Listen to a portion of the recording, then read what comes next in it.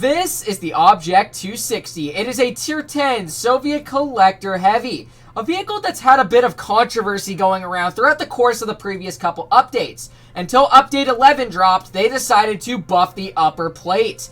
But it really doesn't make much of a difference when firing standard and premium ammunition, because if you angle this tank at the slightest bit, then these little wedges that occur on the sides right here to whichever side that you're pointing your tank towards will easily be overmatched no matter what kind of shells that you fire at it. And now in the present update, which is 11.1, they decided to give this vehicle PBR graphics and buff the upper plate once again. Not only that, but it did also receive a buff on the turret, as the cheeks right here as well seem to have been vulnerable weak spots throughout the previous update before it got its PBR graphics. It now has 267 millimeters of turret armor from its original 265, or I think it was 264, something along those lines. And now, within the next seasonal update, this thing is going to be getting buffed yet again. However, its dispersion is getting slightly worse. That's the only potential downside that's occurring throughout this vehicle. From 0.336 down to 0.345, which is actually kind of crazy. But an upside that is going along with that, which kind of makes no sense at the same time, is that it's getting the combat stabilization mechanic. I have no idea why they would consider giving it to this thing right here, as the aiming time and dispersion on this thing is actually really solid. If we could go and make our way towards the gun, you can see right here, it's got 3.4 seconds of aiming time, and it's got 0.269 dispersion, which means the majority of tricky shots that you try to hit on certain vehicles is going to somewhat hit them directly to where you're aiming, varying on if you're full dispersion or not, which is actually kind of crazy. Combat stabilization is a mechanic to when if you're not at a speed no longer than 15 kilometers per hour, then that means that your dispersion will decrease a bit faster than what the original dispersion factors lead you to when you are remaining in a stationary state. It's also getting better turret rotation speed from 27.12 to 22.95, which is a big difference in terms of that.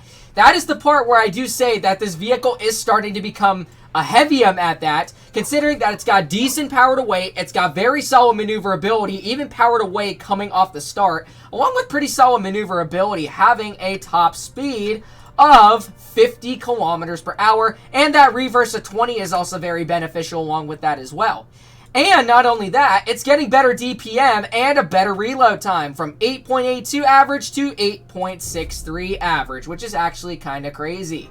So let's go ahead and get into a couple bits of games right here with the Object 260 and see how we can fare well within the current state that it's in before the changes come into play with this vehicle. So let's see what they got in terms of their heavies. A 50B, a BZ75, an E100, and a VK90. Interesting lineup upon their behalf. So let's go ahead and make our way over towards the left a little bit. You can see the maneuverability is actually fairly solid. Like, we were able to achieve a top speed of 40 within a matter of a couple seconds. And now we are starting to pick up the pace a little bit, and now you can see that the maneuverability is really solid on this thing right here. Alright. So let's see who's possibly going to poke on out, maybe over towards the side right over here. Alright, so it looks like they got a 50B and they got their T62A moving off to the side. Maybe we can spot somebody maybe poking on over towards that ridge line right there. Do got to be careful though, as I am angled, that my upper plate still can be overmatched quite easily for the majority of standard and premium ammunition. But there we go, we got a minnow off in the back. And unfortunately enough, we did end up not taking our time at that matter, and we missed the minnow, unfortunately enough. But he is moving on up, which is the good news, so let's see if we can try to get another tap into him while at that. Or if not, then that's totally fine. We also got the TVP off in the back of the hill right over there. Alright, so let's just kind of stay put right here, and maybe we can spot this minnow trying to push on forward. Alright, so we're just going to kind of wait here until more of their enemies are spotted. Alright, where is that minnow? Is he going to continue moving on up? Oh, interesting. There's an E100 right here. Alright, so I'll back on up. That's really beneficial for having 20 kilometers per hour reverse. Alright, so now, alright, so their BZ is over here too, and it looks like that he is stock at that. So let's mosey on over towards the E100. And unfortunately, I cannot pen him at the slightest bit, but we got the BZ exposed and a nice tap for 431 into his vehicle. All right, so now we're just going to back on up just a little bit as I know that the BZ is going to get a Kerblunker into me. We also got the Minnow, who is angled. There we go. And he does end up bouncing me, surprisingly enough. All right, so we're just going to continue backing on up right over here. E100 is probably going to get a tap into me, which is totally fine. But we can overmatch his turret, which is good. All right. And one of my vehicles is dead, which is unfortunate. So now I'm basically the only one that's over here. And I have no bits of support whatsoever. So I'm just going to get a quick tap into the E100. He's going to hit me. And the BZ is also going to hit me, which is unfortunate. And wow, the E100 actually bounces me, surprisingly enough. And we bounce him right back, which is extremely unfortunate. And now I'm being tunneled off in the back for no distinct reason, as I don't know what my team is doing apart from their behalf, and I am basically screwed at this point. So E100 is going to finish me off right here. I honestly could care less, as this was kind of a rat battle at that. And yes, unfortunately enough, my RNG is killing it, or killing the vibes at the moment, because apparently the majority of teams that I get cannot tell the difference between their heads and their asses, and that's just really crazy. Well, we did break past 2,043 damage, and surprisingly enough, we did end up blocking 2,500. That seems to be mere luck at that. And apparently, this vehicle can now get those occasional troll bounces here and there, considering that that upper plate is really beneficial to what it used to be like before it did get the PBR graphics. I can kind of see where people can really hate on this vehicle, because the majority of games that you can necessarily pursue performance-wise in this vehicle can be slightly really good, but unfortunately you don't really have like the best of teams. It's not really considered to be that good of a winning type of vehicle. But sometimes here and there, it really tends to do you well than moreover when it tries to do you terrible. And as you can see, my RNG did slightly work for the most part, and we did get some solid chunks into our enemies right there, but unfortunately enough, the teams are absolutely rat today. It's apart from what I've heard from. So anyways, let's go ahead and get into game number 2. Let's just forget about that first game and see if we can put up a better performance in this vehicle. So let's see what they got. An E100 once again. They have a VZ55 and a WZ113. Interesting lineup once again. Alright, so hopefully I'll get some better support this time in this battle. So let's go ahead and mosey on over in the town area, if we already have some of our guys coming along with us, which it looks like it's going to be the case. And another very solid demonstration to the maneuverability of this vehicle, as it's actually very solid. And we are actually up almost towards our top speed already. And look at us, we are just completely wiping the floor with these guys, apparently, in terms of speed, which is actually kind of crazy. So anyways, let's see how we can fare well in this one. So I'm just going to plant myself maybe right here. Maybe somebody will poke. We already got an enemy in the base, which is not ideal, but hopefully some of my team will be able to deal with him. Okay, interesting. Some of their team is over towards here. We got the VZ right there. Okay, we got a T62A out in the open. And a very solid demonstration to the gun. Like you saw, a 323 shell right into directly. We were aiming into the T62A.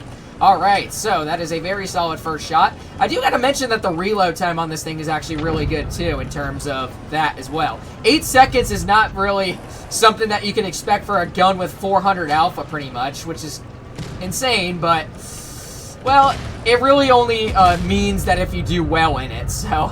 Alright, so we got a T62A off to the side. Not really sure what I can expect with him. Let's see, maybe the 113 might poke once again. We also got the Foch, so I'm just going to kind of remain right here for the time being. Alright, T62A is actually kerblunkering my teammate at the moment, which is not ideal. So, alright, VZ's over here now. Let's go ahead. Nice, 384 chunker into him. That's beautiful, and he did end up bouncing me as that was an on-movement shot, which failed apparently upon his behalf. So we also got these two enemies. Let's get a quick slap into the 113 right over there. All right, we got the VZ right over there too, and surprisingly enough, he does end up bouncing me as well. So let's go ahead and hit him right in the hatch for 353, and another good example to where the gun is extremely beneficial for this thing. Alright, so we're just going to back on up. Oh my god, he bounces me again. There's no way, man. How am I getting this lucky with the bounces? Like, that is crazy, bro. This VZ is unfortunately not really living the best life, but the good news is that we can hit that ginormous upper plate of his, and my team, I do not know what they are doing. Trying to hold the base right there, which is unfortunately not going to be the case upon their behalf, which is crazy. So, alright, so what I want to do is, I don't know if this little stinker's going to poke. Oh, wow, they actually got out of the base, which is crazy. There's another solid tap into him. T62A bounces me, which is really crazy. All right, so we're just going to continue backing on up right over there. We got the Foch out in the open, and that is a very rat bounce along with that, too. And now the T62A looks like that he's going to come for me, unless if he's going after my 183. All right, hello, Mr. Foch. Let's go ahead and get a tap into you. Nice. All right. And he does bounce me, which is crazy. Let's go ahead and mosey my way. All right. Well, that's fine. So let's get another tap into the Foch. The DPM is actually really insane for this thing. So let's go ahead and get a finishing clear into this guy before he can do any more damage towards me. There we go. Beautiful. All right. And the T62A is the only one left. And it looks like he's moseying on through right over here. So let's go ahead and get a quick tap into him for 380. This gun is absolutely incredible. I don't really care what you would have to say about this thing. This gun and the DPM that it carries is absolutely insane. You are just able to butter through certain vehicles like absolutely nothing. And there we go. That's a very solid demonstration, or a better one at that, apart from the first battle, showcasing how the Object 260 can really be beneficial for the fact that it has a lot of great capabilities that go for it. And there we go, 3,779 damage, and we did manage to do 2,170 damage block. We got an ace, and we did second on the team, surprisingly enough. It really just goes to show that this thing can be an easy ace getter, too, considering that hardly anybody ever uses it. So apart from that, let's go ahead and get into our third game. So like I said, performance-wise, you're going to do really well in the Object 260. 8.3 seconds of reload time is absolutely insane compared with the amount of DPM factors that it carries. And within the next update, as it's getting better reload time, I think it's possibly going to be under 7.9 seconds now after the next buff, which is actually going to be really insane. It's like this thing is going to be turning into a heavium at that. Just with better forms of upper plate armor, because you saw right there, we got a ton of troll bounces, surprisingly enough.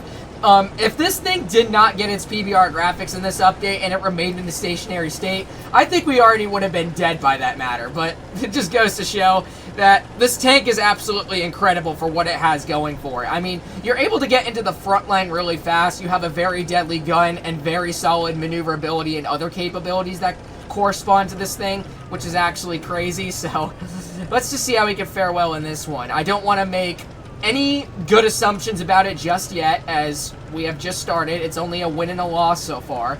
So let's see, and we're already spotted. There's a 4005 off in the back. So let's see, maybe they would have some other vehicles off over here. Oh, surprisingly not. Well, the 4005 is particularly the only one over here, so let's go ahead and mosey onward towards him. Let's get a quick tap for 364, and he is running Spallweiner. I could care less, which is totally fine. All right, there he is once again. He's going to poke. Oh, never mind, he's not. Interesting. Oh, is he going to back up, though? That would be interesting. All right, well, I do want to be careful because I do not know if any more of their TDs are spotted off in the back. Well, I'm just going to make a turn for the worse and risk it.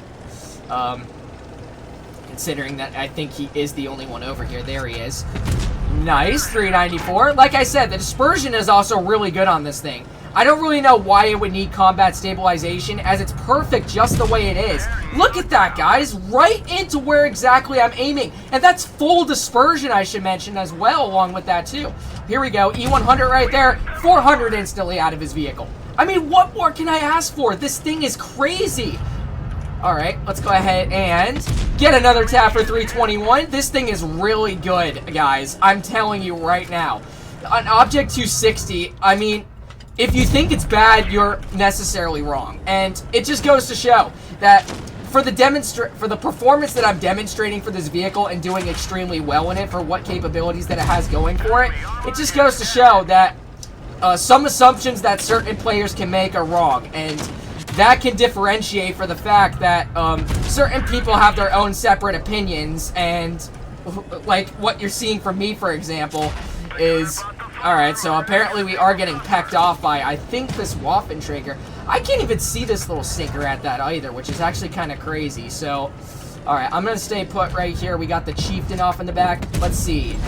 Oh, it managed to hit him, but it didn't really do much damage. But the good news is that we did light him on fire in that regards. So maybe the WZ might poke on out right over here. Let's see. Oh, I thought we would have gotten a I would have been so surprised if we actually got that tap out. Well, there's the Ritter right off to the back. All right, let's go ahead and mosey on forward towards him, as I am getting pecked off in the back, which is kind of crazy. Oh, boy, and this does not look like it's going to be turning out well for me. All right, so let's go ahead, and I honestly could care less if I die, so let's go ahead and get a tap into you, and then let's play gunsies with this guy. Unfortunately, it didn't really work. Well, I can't complain. We still did 3,700 damage in this one. It was a loss at that, but I can't really complain. It was still a very solid performance, and I can't really complain. Whether the gun wants to really, or whether the tank itself just wants to do you good or not, it's still, you're going to put up really good performances in it whatsoever, because it has just a lot of great things going for it in terms of that. Well, I did think that we were going to lose that game, but surprisingly enough, we ended up coming back. Okay, I'll take 2 wins in a row, and if that means doing above 3,500 damage, then that's really good. Almost 4,000 damage at that, too. Destroying 2, we got another ace with that, surprisingly enough, because nobody ever plays this vehicle. I do got to mention as well that this thing is a very solid credit getter as well. We got 136,000 credits from that one as well. So if you have your own separate opinions about the Object 260 and claiming that it's bad, I honestly could care less about it, because in my personal opinion, this has got to be probably one of my favorite heaviums, which is what it's going to turn into in the next update at that, because it's basically just got everything that you want for it. And it's going to be really easy to do extremely well in this vehicle at that as well. So hopefully you guys did end up enjoying today's video, and if you did, make sure to like, comment, and subscribe to my channel, and make sure to turn on those bell notifications while at it so you don't miss out on any new videos. And I hope to see you guys in the next one. Peace out, y'all.